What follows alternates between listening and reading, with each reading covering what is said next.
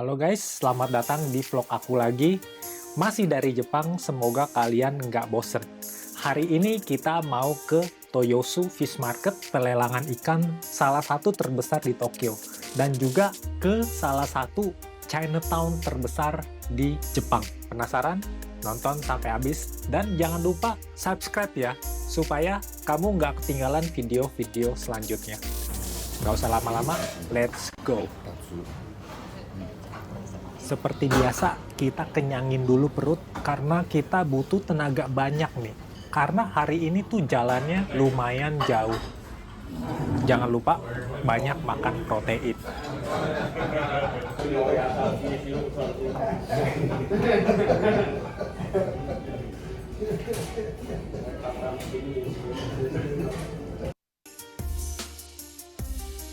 Suasana di sekitar hotel itu sepi karena ini hari Sabtu dan kita ada di daerah perkantoran di Ginza.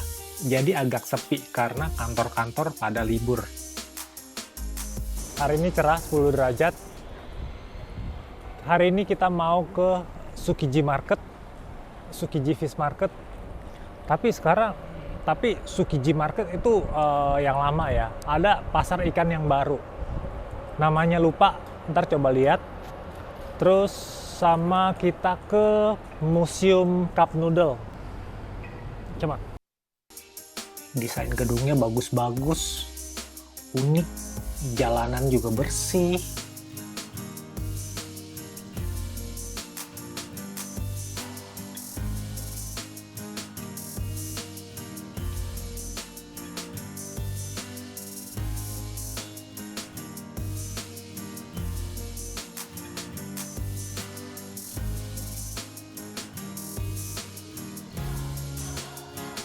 Ini hari Sabtu, karena kita nginep di gedung perkantoran, jadi sepi.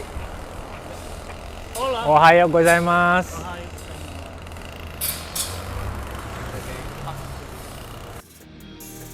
Jalan kaki sekitar 10 menit dari hotel, kita udah ada di stasiun kereta. Langsung menuju ke Toyosu.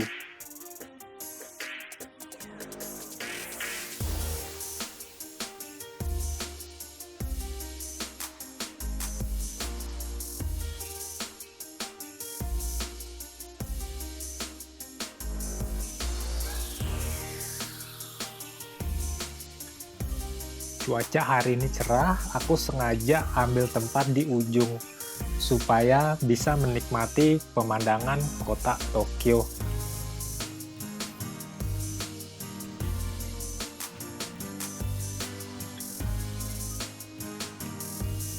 Wah, bersih banget. Langitnya birunya tuh beda banget. Wah.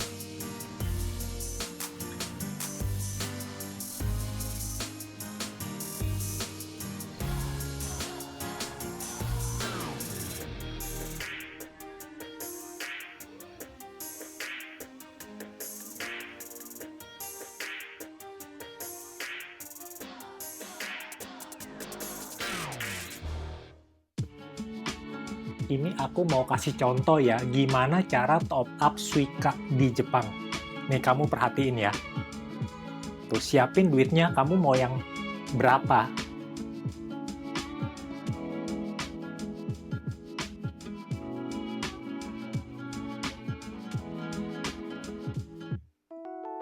Kalau udah biru, berarti udah berhasil. Ambil kartunya. Nih, aku kasih tahu sekali lagi nih. Masukin kartunya tuh, pilih mau top up berapa. Ini, masukin duitnya.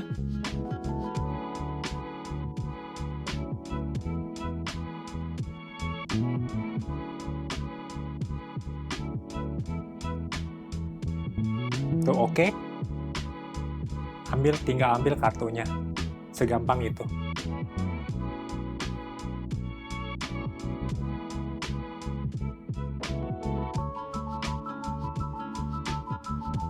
Kita udah sampai di Toyosu Fish Market, pasar ikan terbesar di Jepang dan salah satu yang paling modern di dunia loh. Toyosu ini sebenarnya adalah penerus dari Tsukiji Fish Market yang legendaris itu. Tsukiji udah beroperasi sejak tahun 1935 dan selama puluhan tahun jadi pusat perdagangan ikan paling terkenal di dunia.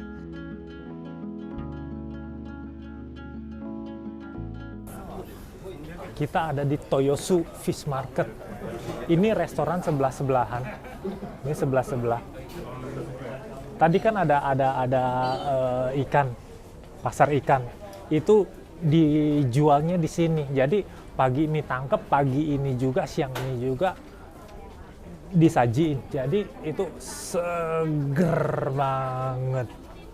Tapi karena bangunannya udah tua dan enggak lagi memenuhi standar kebersihan modern, akhirnya tahun 2018 seluruh aktivitas pelelangan ikan dipindahin ke Toyosu. Sekarang kita lagi ada di gedung pelelangan ikan Toyosu. Di sini lelang tuna raksasa hasil laut premium dari seluruh Jepang dilakukan setiap hari, terutama dini hari.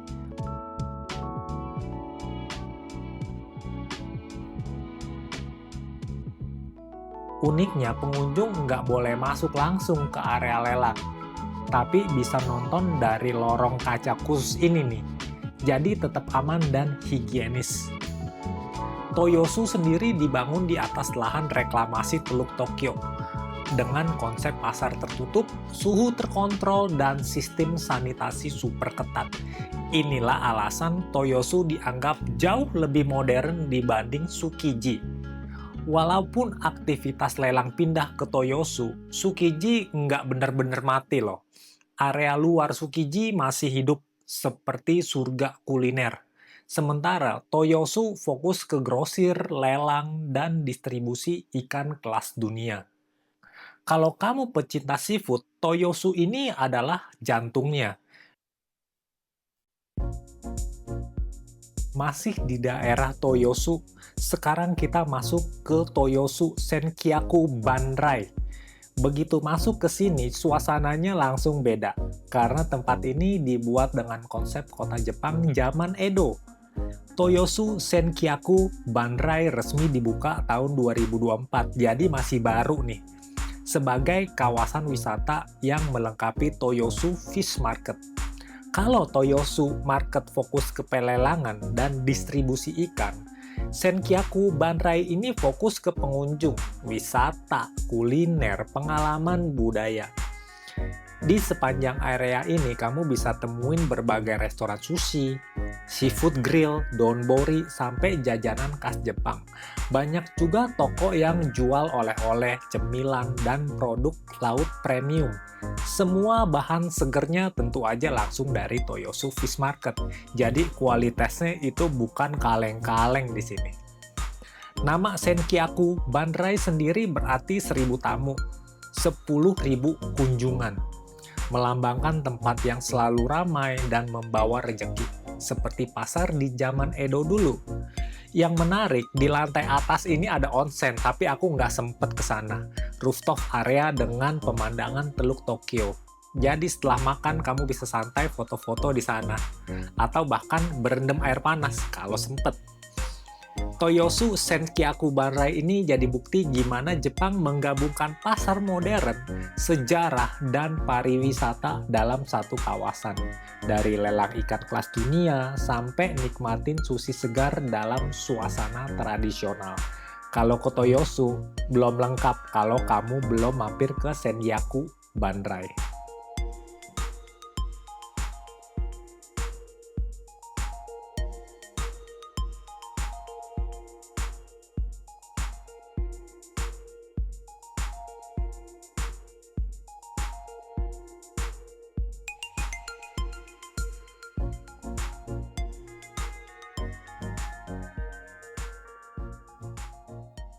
Dari Toyosu, kita lanjut jalan-jalan ke Yokohama Chinatown, atau dalam bahasa Jepangnya disebut Yokohama Chukagai.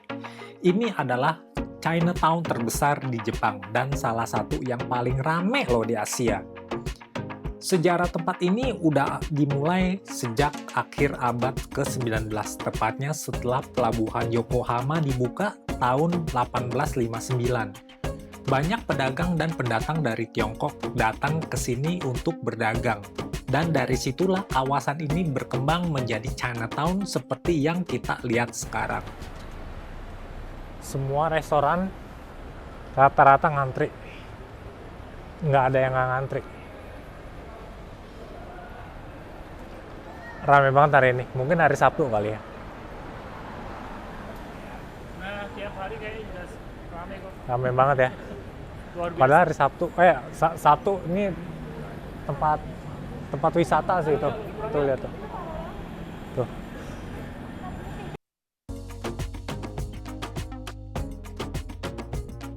Yokohama Chinatown terkenal dengan kuliner Chinese food-nya, mulai dari minuman, dimsum, mie, sampai bebek panggang.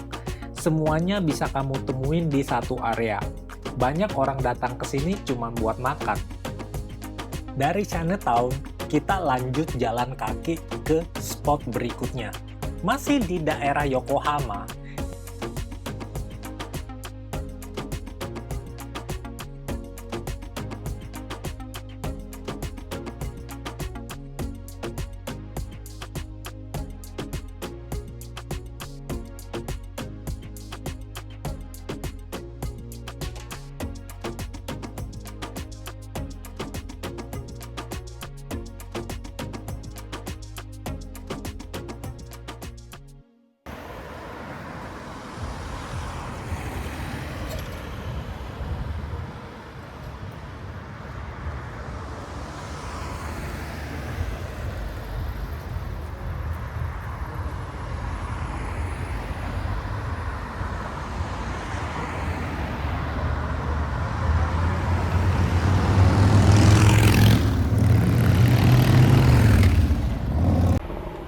Dari Chinatown, kita jalan kaki mau ke Cup Noodle Museum.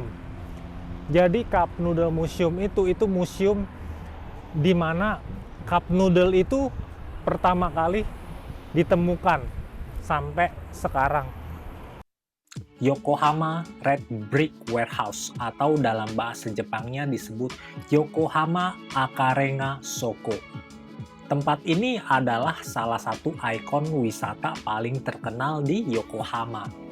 Bangunan bata merah ini punya sejarah panjang. Gudang-gudang dibangun pada awal abad ke-20, sekitar tahun 1911 sampai 1913, saat Yokohama berkembang pesat sebagai pelabuhan internasional Jepang. Dulu tempat ini digunakan untuk menyimpan barang impor dan ekspor yang datang lewat pelabuhan Yokohama. Seiring waktu, fungsi gudang ini menurun dan sempat hampir ditinggalkan.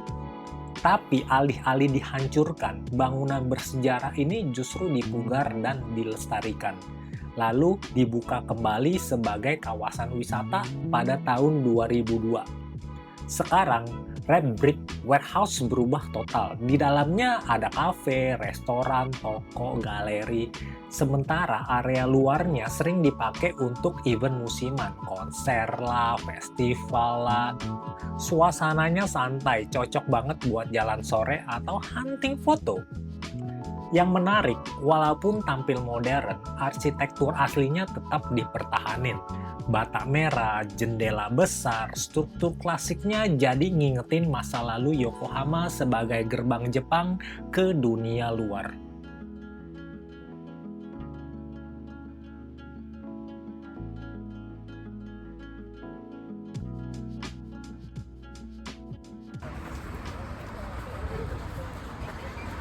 Masih di sekitar sini, daerah Yokohama. Kita udah ada di Cup Noodle Museum Yokohama. Museum unik yang menceritakan sejarah salah satu makanan paling populer di dunia. Apa itu? Mie instan. Ya, bener, mie instan. Museum ini didedikasikan untuk Momofuku Ando, pendiri Nissin Foods. Orang yang menemukan mie instan pertama loh di dunia pada tahun 1958. Waktu itu Jepang masih dalam masa pemulihan setelah Perang Dunia Kedua. Dan Ando punya satu visi sederhana, makanan yang enak, murah, dan bisa dimakan siapa aja. Sampai cup noodle.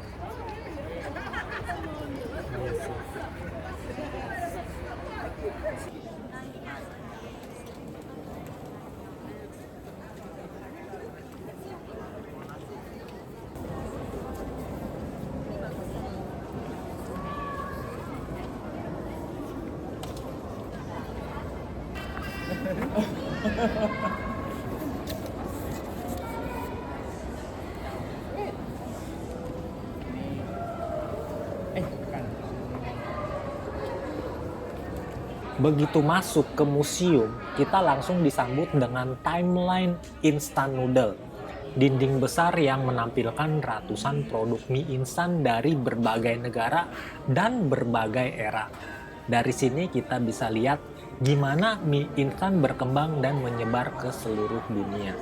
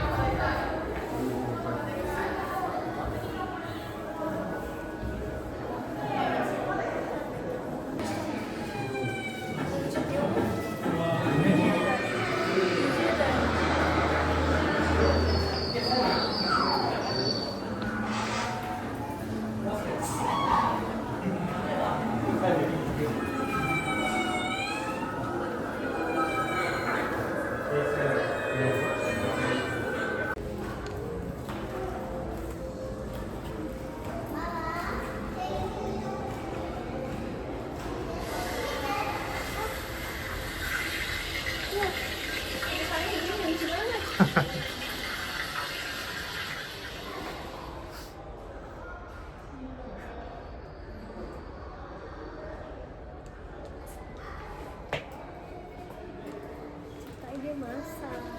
Ini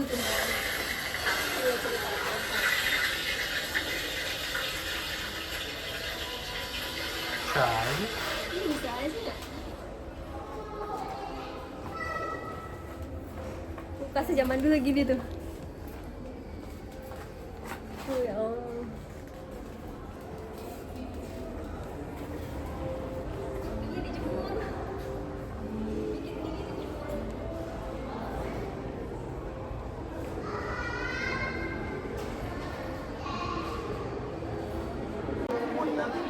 Salah satu bagian paling ikonik di sini adalah Chicken Ramen Workshop.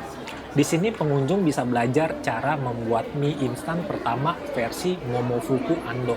Mulai dari ngulenin adonan sampai goreng mie, semuanya masih menggunakan metode tradisional. Yang paling seru tentu aja My Cup Noodle Factory. Di sini kita bisa bikin cup noodle versi kita sendiri. Mulai dari desain cup, milih kuah, sampai topping favorit. Ini jadi pengalaman interaktif yang bikin museum ini bukan cuma buat dilihat, tapi juga dirasain. Museum ini juga punya area bernama Cup Noodle Park khusus anak-anak yang ngajarin proses produksi mie instan lewat permainan. Jadi tempat ini ramah banget buat keluarga. Menariknya, Momofuku Ando percaya bahwa perdamaian dunia bisa dimulai dari makanan. Filosofi ini jadi dasar kenapa mie instan diciptakan dan terus dikembangkan sampai hari ini.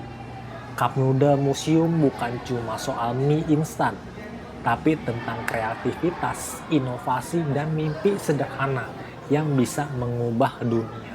Kalau ke Yokohama, tempat ini wajib masuk itinerary.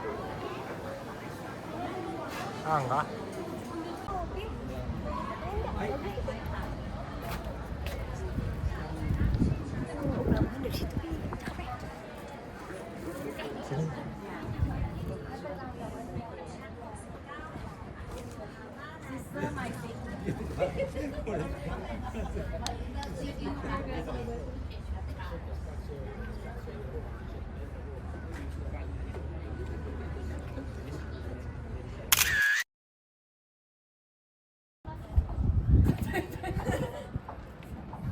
Hari udah mulai gelap, pemandangan di Teluk Tokyo ini bagus banget.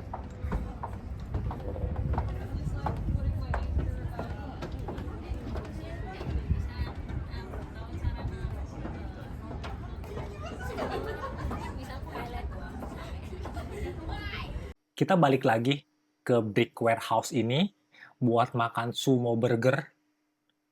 Enak banget.